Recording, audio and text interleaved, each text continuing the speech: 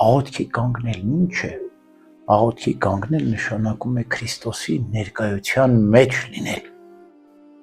Երբ որ մենք մեզ տեսնում ենք, զգում ենք եւ ապրում ենք Տիրոջ ներկայության մեջ, պետք է մաքուր լինենք, որտեղ Աստված սուրբ է, Աստված մաքուր է, հետո Աստված ամենատես է, տեսնում է մարդու խորունկ հոգու խորքի իրողությունները։ Տեսեք, երբ որ ասում է աղոթքի կանգնեք, ներեք միմյանց,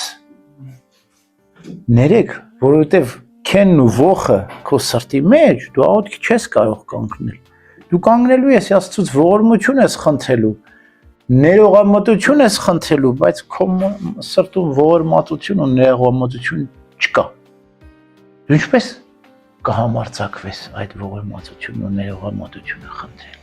Ուրեմն երբ որ դու աղոթքի ես կանգնում, ներիր, որ թեթևանաս,